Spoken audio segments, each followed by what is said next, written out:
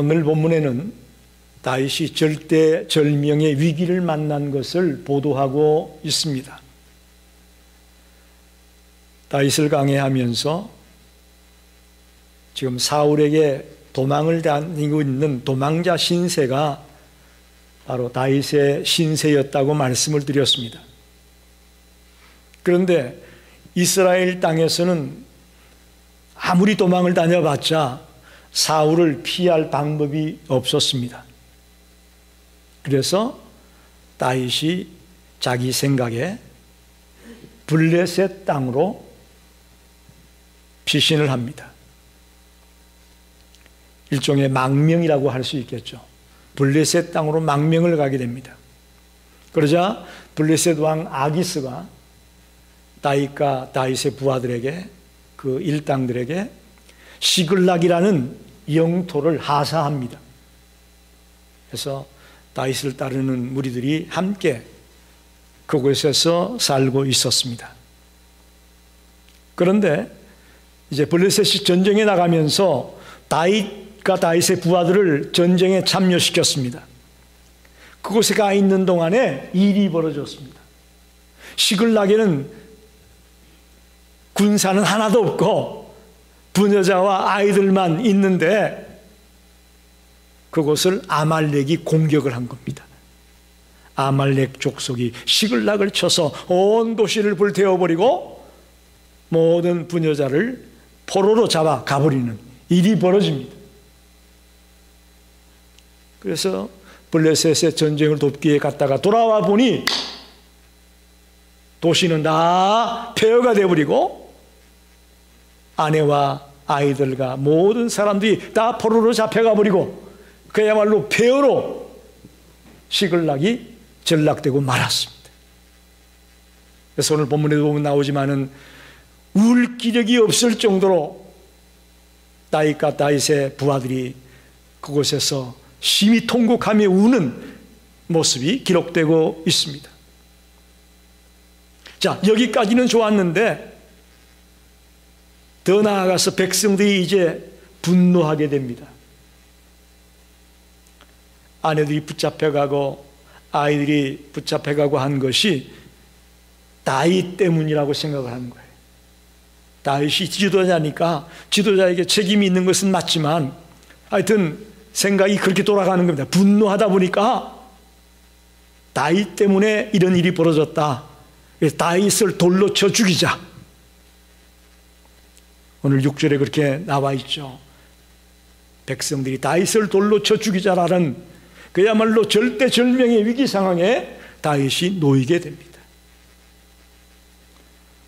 오늘 이 말씀을 가지고 우리가 위기를 만났을 때에 다윗과 같이 인생을 살아가다 보면 우리 앞에 위기가 닥치지 않습니까? 지금 이 자리에 앉아있는 분들 중에도 위기를 만난 분이 계실 겁니다.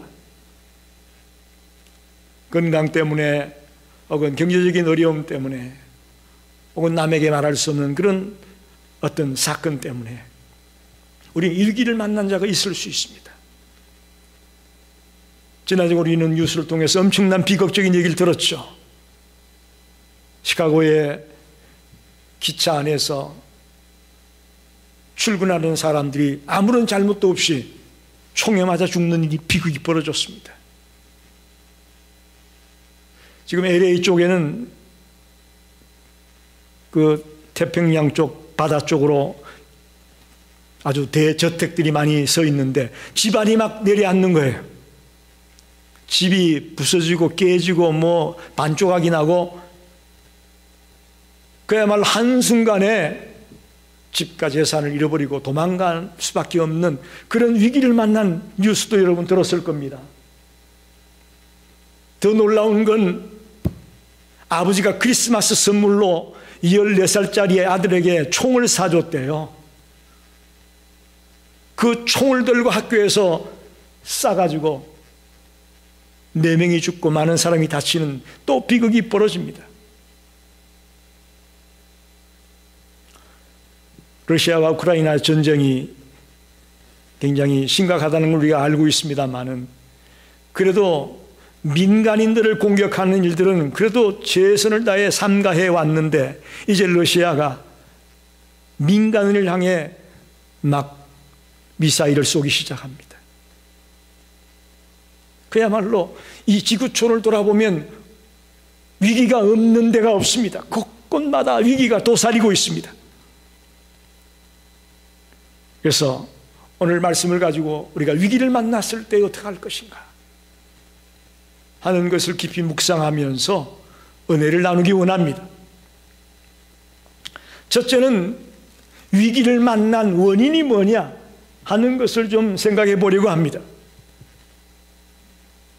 다윗 강의를 하면서 한 장 한 장 본문을 다 읽는 것이 아니라 중요한 사건을 가지고 이야기하고 있기 때문에 30장을 이해하려면, 즉 사무엘상 30장을 이해하려면 27장, 28장, 29장도 읽어야 됩니다. 27장에 보면 다윗이 사울의 계속된 추격을 피하기 위해서 블레셋 땅으로 피하는 장면이 기록되고 있습니다. 27장 1절을 보면 다윗이 그 마음에 생각하기를 내가 후일에는 사울의 손에 붙잡히리니 블레셋 사람들의 땅으로 피하여 들어가는 것이 좋으리로다. 사울이 이스라엘 온 영토 내에서 다시 나를 찾다가 단념하리니 내가 그의 손에서 벗어나리라 하고. 잘 보세요 여러분, 다윗이 하나님의 명령에 의해서 블레셋으로 간 게 아니에요. 자기 생각에, 여기 굉장히 중요합니다. 하나님의 지시를 따라갔느냐, 하나님의 뜻을 따라갔느냐, 아니면 내 생각으로 내 계획대로 갔느냐, 이게 굉장히 중요한 겁니다. 다윗은 자기 생각에 이스라엘 땅에서는 도저히 사울을 피할 데가 없다, 그러니 블레셋 땅으로 가자 라고 얘기하고 블레셋으로 망명을 했다라는 얘기입니다. 자신의 생명을 지키기 위한 인간적인 방법의 하나로 블레셋 땅으로 옮겼다고 볼 수가 있습니다. 그러자 아기스는 다윗을 받아들이고 시글락이라는 영토를 주면서 너희들은 거기서 살아라 하고 땅을 하사했다는 거죠. 그래서 다윗을 따르는 군사 600명과 그의 가족들이 시글락에 정착해서 살고 있었습니다. 성경을 보면 16개월 동안 거기에서 살고 있었다고 말합니다. 그동안에 다윗은 무슨 일을 하느냐, 블레셋을 위해 일하는 척하면서 실제로는 이스라엘을 괴롭히는 자들을 공격하는 일을 했습니다. 27장 8절 9절을 보면 다윗과 그의 사람들이 올라가서 거술 사람, 기르스 사람, 아말렉 사람을 침노하였으니 그들은 옛적부터 술과 애굽 땅으로 지나가는 지방의 주민이라. 다윗이 그 땅을 쳐서 남녀를 살려두지 아니하고 양과 소와 나귀와 낙타와 의복을 빼앗아 가지고 돌아와 아기스에게 이르매, 그렇게 말합니다. 블레셋 땅에 망명을 갔으니까 블레셋에게 유익을 주는 일을 해야 될 텐데, 실제로 다윗이 한 일은 블레셋에게 유익을 주는 일이 아니라 이스라엘에게 유익을 주는 일을 하고 있었는 그런 얘기입니다. 그런데 블레셋 왕 아기스에게는 거짓말을 합니다. 27장 10절을 보면 아기스가 이르되 너희가 오늘은 누구를 침노하였느냐 하니 다윗이 이르되 유다 네겝과 여라무엘 사람의 네겝과 겐 사람의 네겝이니이다 하였더라. 여기 네겝이라는 말은 남방이다 그런 말입니다. 유다의 남방, 여라무엘의 남방, 겐의 남방을 쳤다 그런 말이에요. 자, 보세요. 자기 생각을 따라 블레셋으로 망명을 했고, 모르겠어요. 다윗은 선의의 거짓말이라고 했을지 모르겠지만 하나님의 사람으로서 블레셋 왕 아기스에게 거짓말을 하고 있습니다. 실제로 거술가 기르스와 아멜렉을 쳤음에도 불구하고 유다의 남방과 여라무엘의 남방과 게hen의 남방을 쳤다라는 거짓말을 버젓이 하고 있는 다윗을 발견하게 됩니다. 거기다가 28장에 가게 되면 블레셋과 이스라엘 간의 전쟁이 벌어지기 시작합니다. 참 난감합니다. 28장 1절 보면 그때 블레셋 사람들이 이스라엘과 싸우려고 군대를 모집한지라 아기스가 다윗에게 이르되 너는 밝히 알라 너와 내 사람들이 나와 함께 나가서 군대에 참가할 것이니라. 자, 블레셋과 이스라엘이 전쟁을 하게 되었는데 블레셋 왕 아기스가 다윗과 너의 부하들도 전쟁에 참여해라 라고 명령을 하는 겁니다. 이거 난감합니다. 그야말로 다윗은 딜레마에 빠질 수밖에 없습니다. 이제 자기가 후대의 왕이 될 사람 아닙니까? 선지자 사무엘에게 기름 부음 받은 자기 왕인데 자기 동족과 싸울 수밖에 없는 이런 그야말로 위기의 순간을 맞이한 것이죠. 그런데 감사하게도 하나님은 블레셋의 방백들이 다윗은 데려가면 안 된다고 막았습니다. 왜? 저 이스라엘 출신인데 전쟁터에 나가서 갑자기 내가 마음을 바꾸면 어떻게 되냐? 쟤는 데려가면 안 돼. 블레셋 방백들은 다윗을 데려가는 것을 반대합니다. 29장 4절에 이렇게 말합니다. 블레셋 사람의 방백들이 그에게 노한지라 블레셋 방백들이 그에게 이르되 이 사람을 돌려보내어 왕이 그에게 정한 그 처소로 가게 하소서. 즉 시글락으로 보내라는 거예요. 그는 우리와 함께 싸움에 내려가지 못하리니 그가 전장에서 우리의 대적이 될까 하나이다. 마음을 바꾸어가지고 갑자기 우리를 향해 칼을 들이대면 어떡할 거냐? 그가 무엇으로 그 주와 다시 하합하리까? 이 사람들의 머리로 하지 아니하겠나이까? 라면서 블레셋 방백들이 들고 일어나가지고 다윗은 전쟁에 갈 수 없다고 말합니다. 이건 하나님의 섭리하심이라고 믿습니다. 즉 다윗이 아기스와 같이 전쟁터에 나가지 않은 것이 구원이고 은혜고 축복이었음을 믿습니다. 하나님이 막았다는 것이죠. 만약에 그렇지 않았다면 다윗은 후대에 이스라엘이 왕이 될 수 없었을 것이고 지금처럼 존경받는 그런 다윗으로 기록되지 못했을 것입니다. 자, 여기 보십시오. 위기를 만난 원인이 뭐냐? 조금 전에 말씀드렸지만 자기 생각에 이스라엘 땅에서는 피할 곳이 없으니까 블레셋으로 도망가자, 블레셋 땅으로 망명을 가자라고 한 이것이 위기를 만난 원인 중에 하나였다 볼 수 있습니다. 철저하게 하나님을 의지하고 하나님을 믿고 의지했던 그 다윗이 이때만은 자기를 의지했습니다. 자기 생각을 따르고 자기 계획을 따라 자기 방법을 따라 행동했던 것이죠. 그리고 블레셋 왕 아기스에게 거짓말을 일삼았습니다. 이것은 용납될 수 없는 것입니다.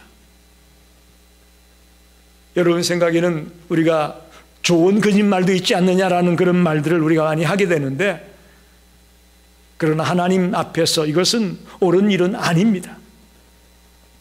오늘 다윗이 절대절명의 위기를 만난 것이 원인이 있다는 것을 우리가 알고 본문을 봐야 됩니다. 물론 모든 위기가 꼭 원인이 있는 것만은 아닙니다. 그죠? 아침에 열차 타고 출근하다가 총을 맞아 죽는다. 그걸 어떤 원인을 가지고 위기를 만났다라고 말할 수는 없을 거예요. 그러나 오늘 본문에 나오는 다윗처럼 하나님의 택한 자요, 이제 하나님의 일을 감당해야 될 사람이 이런 위기를 만났을 때에 그 원인이 분명히 있다는 것을 우리에게 보여주고 있는 겁니다. 저도 여러분도 다 주님의 백성입니다. 주님의 자녀입니다.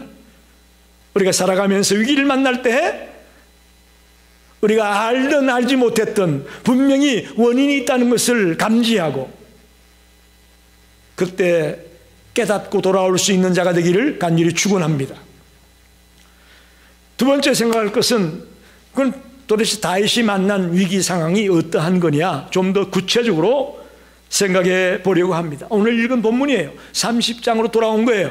1절에서 6절 말씀이 그 위기 상황을 설명해 주는 말입니다.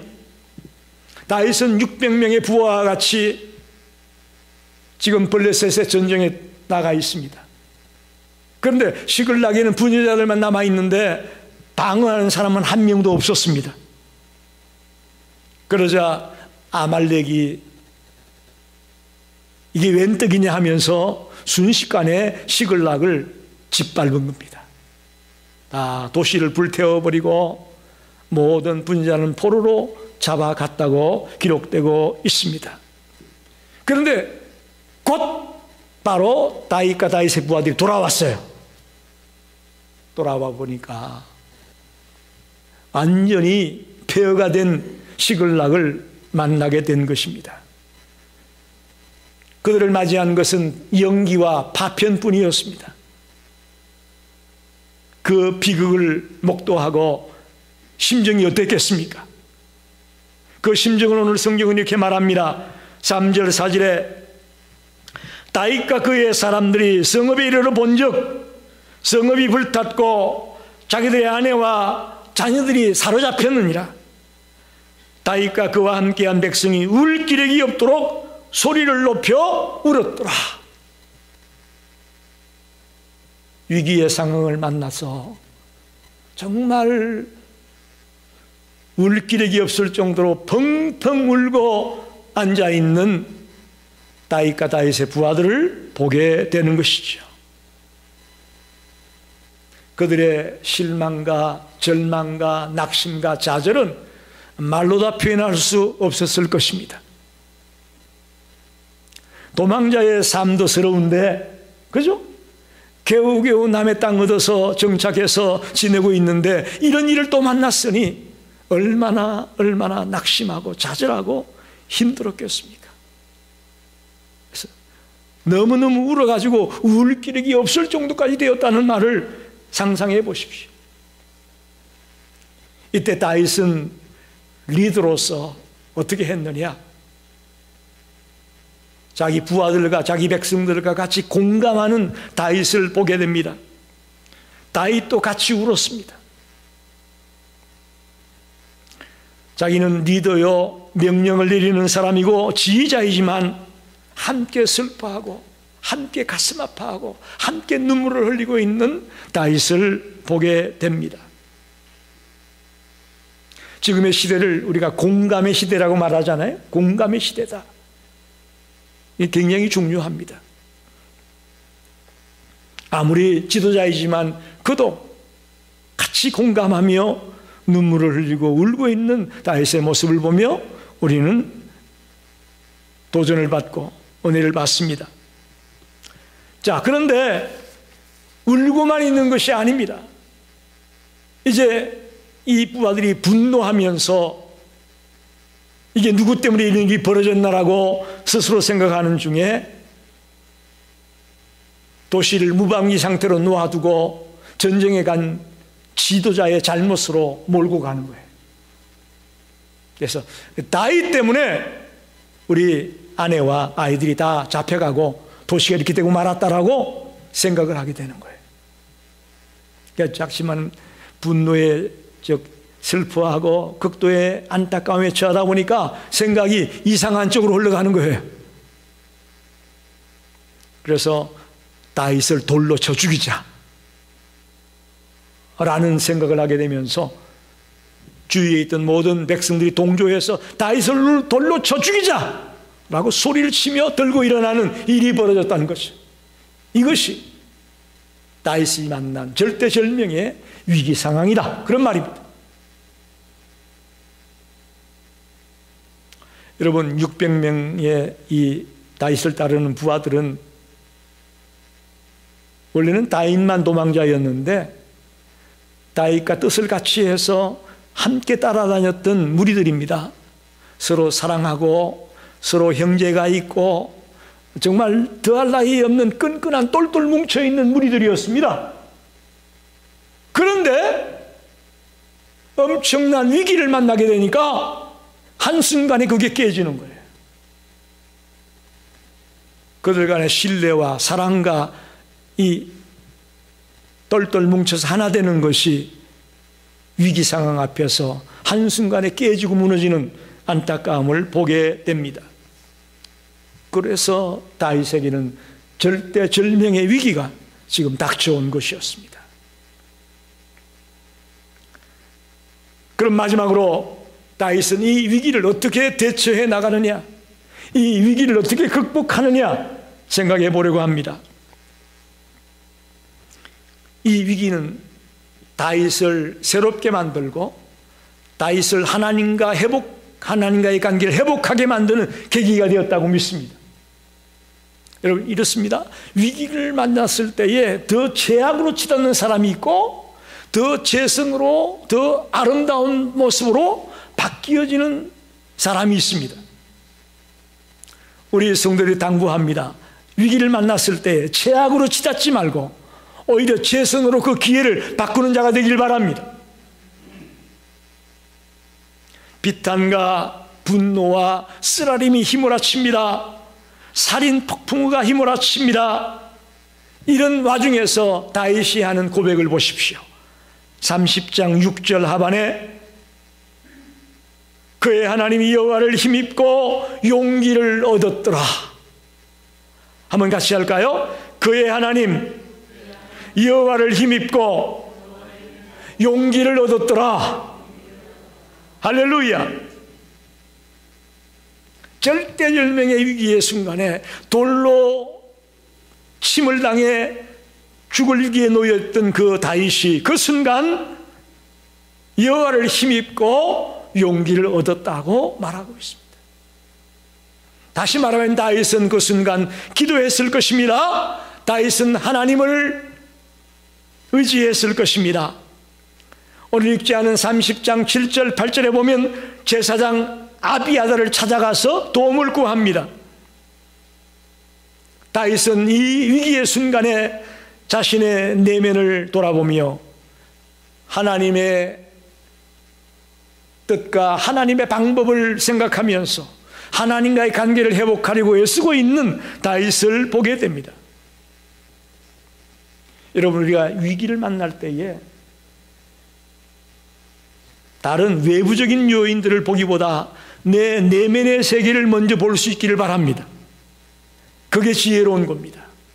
우리 위기를 만나면 남을 생각하고 자꾸 누구 때문에 무엇 때문에 생각하게 되는데 그러지 말고 나를 돌아보는 그 사람이 지혜자입니다.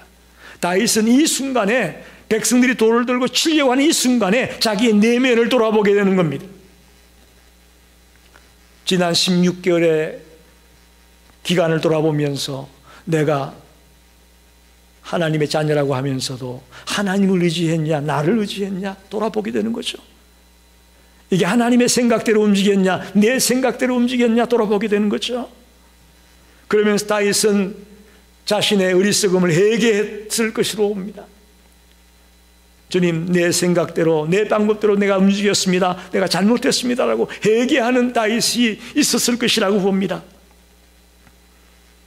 더 나아가 이제부터 내가 하나님만을 의지하겠습니다. 내가 의지할 것은 주님밖에 없다는 것을 알았습니다라고 주님과의 관계를 회복하는 과정이 있었을 것으로 믿습니다. 여러분, 우리가 잘 나갈 때는 이런 게 문제가 안 됩니다. 다시 말하면 우리가 형통하다 보면 하나님과의 관계가 어떠했는지를 정확하게 구분을 못합니다. 그런데 우리가 위기를 만나게 되면 내가 하나님과의 관계가 잘못되고 있구나, 또 바르게 가고 있구나 하는 것을 분명히 볼 수가 있는 겁니다. 다윗은 절대절명의 위기의 순간을 맞아서 하나님과의 관계가 내가 어떠했다는 것을 발견하게 된 것입니다.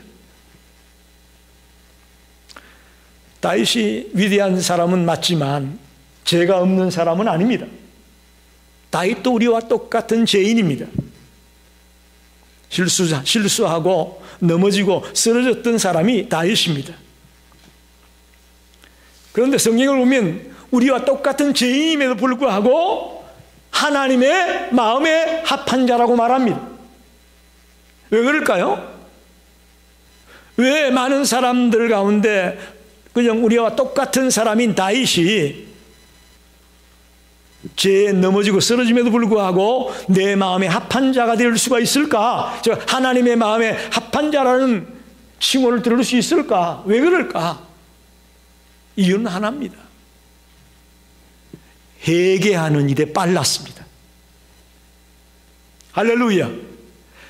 내 잘못을 신속하게 하나님 앞에 고백하며, 하나님 나 죄인입니다, 하나님 나 이거 잘못했어요, 신속하게 회개하며 돌이킬 수 있는 자가 다윗이었기에 내 마음에 합한 자라고 주님 말씀하고 있는 겁니다. 사랑하는 성도 여러분, 우리도 위기를 만났을 때에, 내가 하나님과의 관계가 문제가 있다고 생각이 되었을 때에 적극적으로 회개하며 돌아오는 지혜자가 되시기 바랍니다. 그게 우리가 사는 길입니다. 그게 우리가 위기에 대처하는 방법입니다. 하나님은 우리가 잘못되었을 때에 회개하고 돌아오기를 기다리십니다. 그런데 기다려도 돌아오지 않으면 때때로는 하나님은 징계의 채찍을 때리기도 합니다. 여러분, 하나님이 우리를 사랑하고 징계의 채찍을 때린다는 것은 이건 복된 자입니다. 할렐루야. 이건 복된 자예요. 우리가 잘못되고 문제가 있는데도 그냥 내버려 둔다, 이거는 저주받은 자예요. 내가 잘못해도 징계도 없고, 잘못해도 복이 굴러 들어오는 것 같고, 잘못해도 막 돈이 생기고, 여러분 그거 복이 아니요, 저주요. 로마서 1장 28절에 이렇게 말합니다. 또한 그들이 마음에 하나님 두기를 싫어하며 하나님께 그들을 그 상실한 마음대로 내버려 두사 합당하지 못한 일을 하게 하셨으니, 죄악 속에 빠져 있는데도 그냥 내버려 둔 자, 이들은 저주받은 자고 이들은 구제불능인 자들입니다. 그런데 하나님이 회개하기를 기다렸지만 회개하지 않을 때에 징계의 채찍을 들어서 깨닫게 하는 그런 경우는 이건 복된 자고, 이건 하나님의 은혜를 충만히 받은 자임을 믿습니다.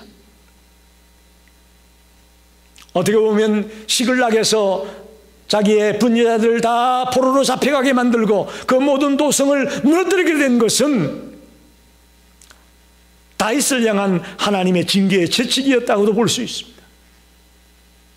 그러자 다윗은 회개하고 하나님을 힘입고 이제 하나님을 의지하겠다고 마음을 돌이키는 다윗을 만나게 된 것이죠. 사랑하는 성도 여러분, 다윗만 위기를 만나는 것이 아닙니다.